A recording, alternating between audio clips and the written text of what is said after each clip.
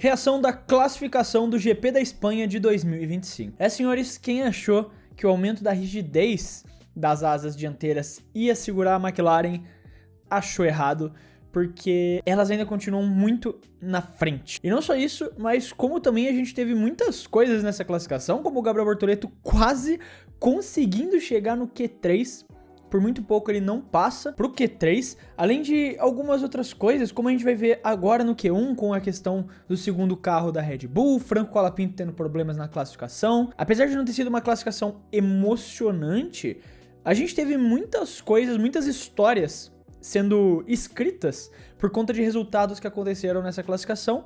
E então, sem mais enrolação, bora ver tudo o que aconteceu na classificação do GP da Espanha. Começando então no Q1, os eliminados foram então o Yuki Tsunoda em 20º com 1:13.385, ficando atrás inclusive do Franco Colapinto em 19º. O Carlos Sainz decepcionou nessa classificação no GP de casa, ficando em 18º, Esteban Ocon em 17º e Nico Hülkenberg, companheiro do Gabriel, caindo também no Q1 na 16ª colocação. E a gente vai começar já o Q1, na verdade, com um comentário que vocês trouxeram, um comentário do Enzulin.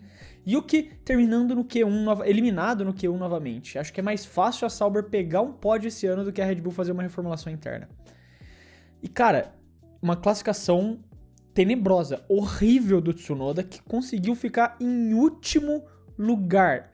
Ele foi trocado ali pelo Lawson exatamente por conta do Lawson não conseguir melhorar de uma posição dessas. Porque o Lawson classificou em 20º 2 vezes. E agora o Tsunoda vai lá e depois de 2 finais de semana que a classificação dele foram tenebrosas, ele também fica em 20º lugar. Eu não gosto de teoria da conspiração e nem acredito na teoria de que a Red Bull prioriza, faz um carro voltado pro Verstappen. Eu não acredito nesse ponto.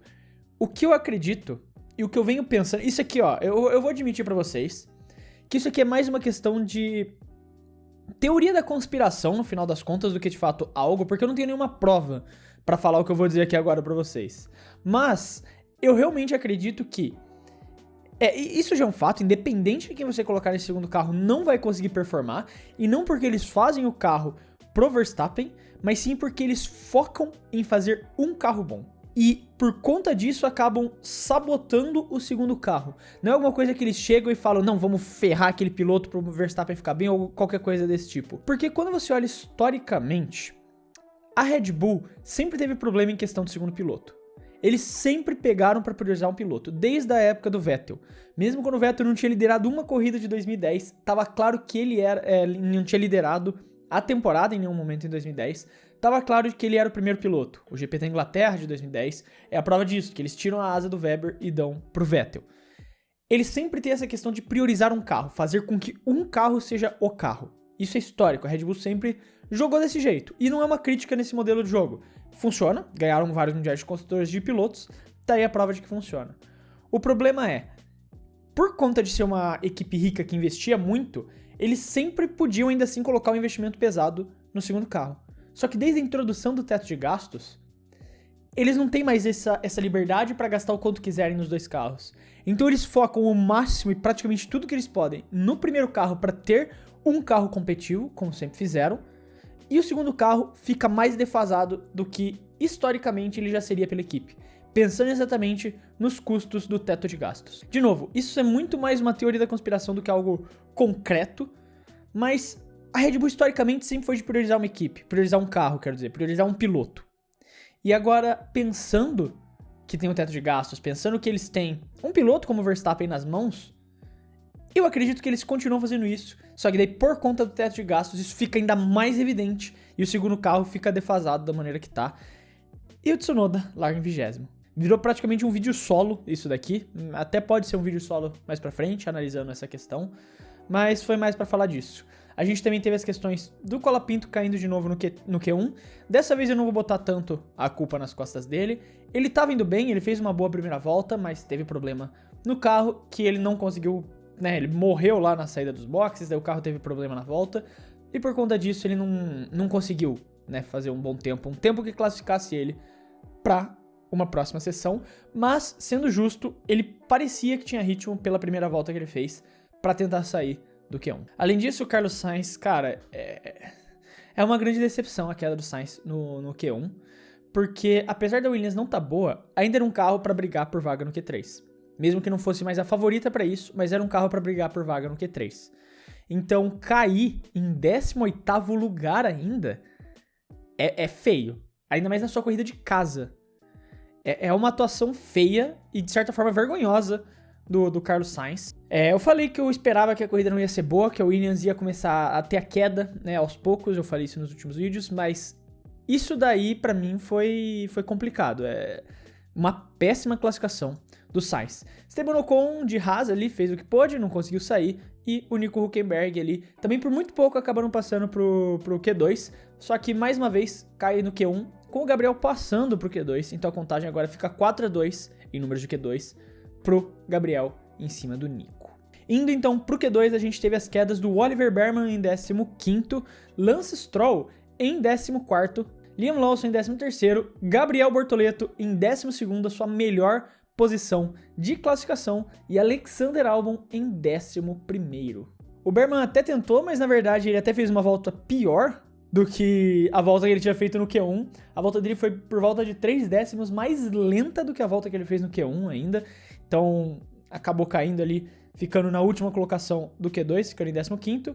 O Stroll decepcionou também, o Alonso conseguiu até passar pro Q3, o Stroll acaba caindo na 14ª colocação, inclusive do Alonso aconteceu um negócio, a gente fala melhor quando chegar lá, mas o Lawson ali não consegue acompanhar o companheiro de equipe dele, o Hadjar mais uma vez vai para um Q3 e o Lawson cai no Q2, como eu falei, é só uma questão de tempo até uma das cabeças da Racing Bull ser cortada pelo Lindblad e o Lawson se coloca cada vez mais nessa posição de ele ter a cabeça cortada. Enfim, a gente chega no Gabriel Bortoleto em 12º lugar. A gente tem aqui o comentário do Airpins falando: Bortoleto simplesmente voou na classificação, um dos melhores, se não o melhor desempenho dele até agora, e não tem como discordar disso.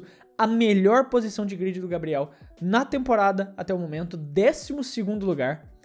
Parece que ele realmente conseguiu se encontrar nessas atualizações que a Sauber trouxe para o GP da Espanha. Diferente talvez ali do Nico, que não conseguiu fazer uma grande volta no Q1 para sair. Mas no Q1, o Gabriel em nenhum momento correu o risco de cair no Q1, inclusive. Se eu não me engano, no Q1 ele fica ali em 8º, 9º, 10º lugar. Ele estava bem tranquilo pela volta que ele fez. No Q2, até teve essa esperança, ele foi muito bem, chegou a brigar por uma vaga no Q3, mas acabou não acontecendo. Cara, sensacional, definitivamente a melhor classificação do Gabriel até aqui, e com chances, honestamente, reais, de sonhar com uma pontuação. Não acho ainda que seja uma grande chance dele terminar nos pontos, ainda acredito que vai ser muito difícil, porque tem carros muito rápidos na frente dele, e carros teoricamente mais rápidos que a Sauber atrás dele. A Racing Bull do Liam Lawson, a própria Williams do Sainz, a Aston Martin do Stroll também dá pra colocar nessa lista, mas fazendo uma boa corrida, se mantendo de forma sólida ali numa 12ª colocação, um eventual safety car, alguma coisa diferente que aconteça na corrida, existe uma grande possibilidade do Gabriel poder sonhar com essa pontuação. Reforço que ainda acho difícil, ainda acho muito difícil. Se ele conseguir terminar em P12 e P13, ele já seria gigantesco, já seria uma grande atuação do Gabriel. Mas que volta, que classificação que o Gabriel fez agora. E por fim, o Alex Albon também cai no Q2, ficando na 11ª posição. Por muito pouco ele não passa pro Q3. A diferença de tempo dele para do Gasly foi por 0.03 segundos. Foi isso que fez o Gasly ficar na frente do Albon. Já era algo que estava sendo desenhado, a Williams não parecia vir como grande favorita nesse final de semana para estar competitiva, e de novo, é o esperado. A Williams não tá investindo no carro, o carro da Williams ser um carro que brigou por pontos consistentemente até agora, foi um ponto completamente fora da curva. Completamente fora da curva. E a verdade é que eventualmente ia chegar essa queda, porque não estava sendo feito investimento nesse carro. Não tinha essa expectativa. Esse ano era para ser um ano de descarte da Williams. E eles ainda assim estavam conseguindo pontuar corrida atrás de corrida. Ainda acredito que o Albon pode pontuar. Tem grandes chances, uma grande capacidade de terminar na zona de pontuação o Albon, largando de 11º, fazendo alguma ultrapassagem. O carro ainda não é ruim. querendo ou não, não é um carro ruim, mas eu não ficaria surpreso se nessa corrida a Williams não pontuasse já, pensando no que a gente viu nos treinos, na classificação e possivelmente na corrida amanhã. Por fim, a gente chega então no Q3, que teve o Fernando Alonso pegando a 10ª colocação, e a gente vai falar sobre algo curioso que aconteceu com o Alonso nisso. O Isaac Hadjar ficando em 9º lugar, Pierre Gasly em 8º, Charles Leclerc em 7º, Kimi Antonelli em 6º, Lewis Hamilton em 5º, George Russell em 4º, Max Verstappen em 3º, Lando Norris em 2º e a pole position impressionantemente feita pelo Oscar Piastri com mais de 2 décimos para o Norris. Primeiro, o Alonso na 10ª colocação. Quando ele completa a primeira volta dele, acontece uma cena muito engraçada, dele passando ali na frente da torcida, na reta principal, comemorando, com os braços pra cima, celebrando ali, porque ele tinha feito um P6, um P5, me fugiu agora exatamente a posição, mas ele sai comemorando tudo, a torcida batendo palma, beleza, pra no final ele terminar em P10. E eu entendo que a questão de você já ir pro Q3 com o Aston Martin na frente lá da casa dele, né, na frente da torcida dele, na corrida de casa, já seria um grande feito. Mas a comemoração que ele fez para aquele P6, para no final virar um P10 e ficar em último no Q3, foi, no mínimo, curiosa. Mas ainda assim, grande classificação do Alonso e tem tudo para terminar nos pontos, se Aston Martin não atrapalhar ele mais uma vez. Mais uma vez não, né? Pela primeira vez na temporada. Depois a gente teve o Hadjar em 9º lugar, que tem um comentário aqui também do Alberto de la Silva, falando Hadjar mais uma vez no Q3 e o Tsunoda no Q1. Será que vão rebaixar o Hadjar para 2º assento da Red Bull? Espero que não. Eu espero que não também, porque hoje, colocar um piloto da Racing Bulls na Red Bull é punir ele. É praticamente punir esse piloto. Pelo que a gente tá vendo no histórico, pelo que eu comentei com vocês no começo do vídeo, eu acho que é uma punição pro Hadjar tirar ele dessa temporada que, até o momento, é o melhor novato da temporada. Isaac Hadjar, até o momento, é o melhor novato da temporada. Até aqui, até a classificação do GP da Espanha, o Isaac Hadjar é o melhor novato da temporada. E você colocar ele nessa Red Bull vai queimar o nome dele. Termina o ano, espera pra ver o que acontece, decide se vai ficar com o Tsunoda ou não. Decide se vai ficar com o Tsunoda ou não, isso aí é coisa pra ver no final do ano. Mas o Isaac Hadjar tá sendo fenomenal, sempre defendi ele, né? Sempre fui defensor de Isaac Hadjar aqui nesse canal, sempre achei ele um grande piloto, e o pessoal injustamente jogando ele pra baixo por conta da pipocada na final da Fórmula 2, não tem muito como dizer o contrário, pipocou, e pelo erro dele no GP da Austrália.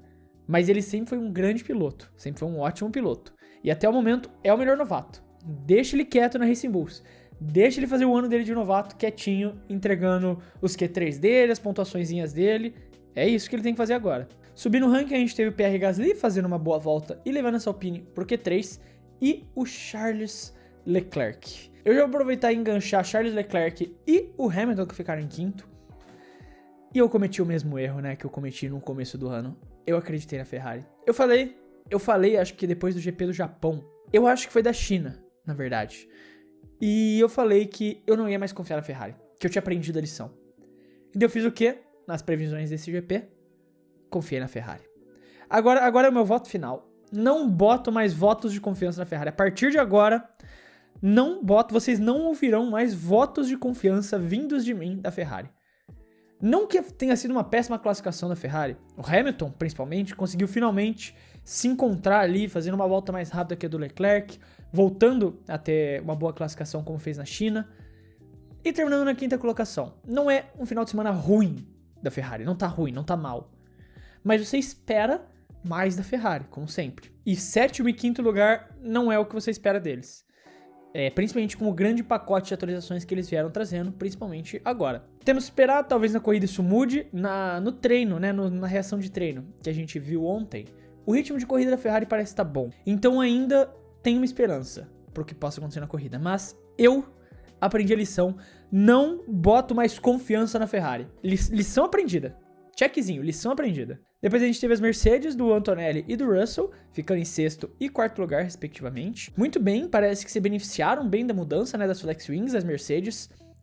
A questão da rigidez das asas parece ter ajudado, porque foram 2 corridas tenebrosas, Mônaco e Imola, para as Mercedes. Então, é bom estarem de volta aos pontos ali, bom terem se encontrado novamente na classificação. Estão ali atrás ainda da Red Bull do Verstappen e das McLarens, mas parecem que se encontraram novamente. E Max Verstappen em terceiro lugar, mais uma vez se enfiando ali no meio, fazendo exatamente o mesmo tempo que o Russell. O tempo do Verstappen e o Russell foi o mesmo, 1:11.848.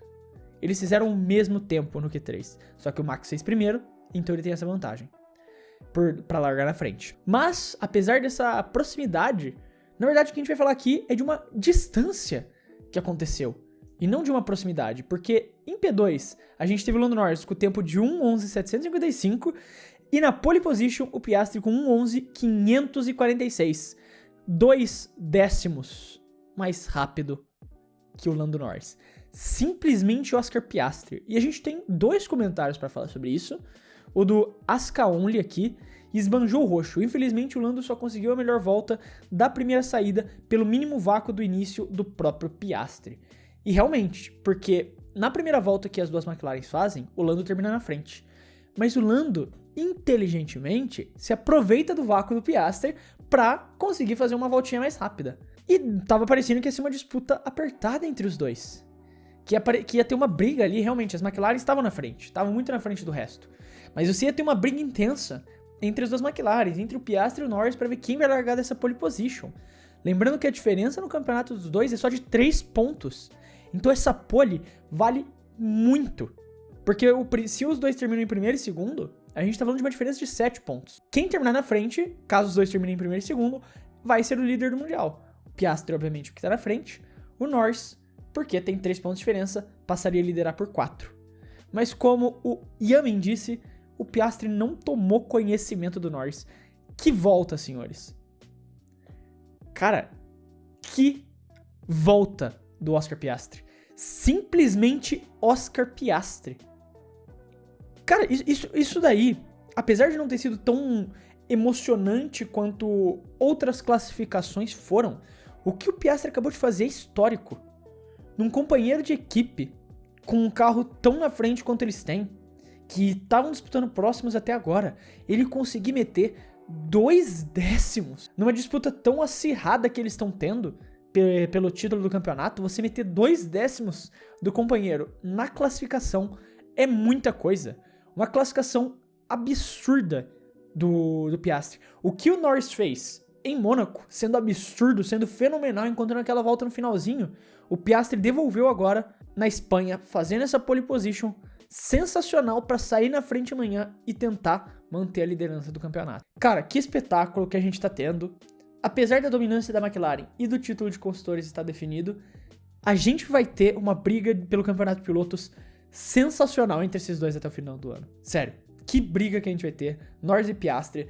Vai ser uma das brigas que vai ficar na história da Fórmula 1, pode anotar. Mas aí tá a reação da classificação do GP da Espanha de 2025. Eu quero saber a sua opinião, como sempre, não esquece de deixar nos comentários se você concorda, se você discorda. Quero saber o que você tem a dizer. Lembra também que se você gostou do vídeo e quiser ajudar o Clube F1, você pode fazer isso se inscrevendo no canal, porque ajuda muito a poder continuar produzindo todos esses vídeos aqui pra vocês. Eu quero deixar um abraço pra você que ficou até aqui e até o próximo vídeo.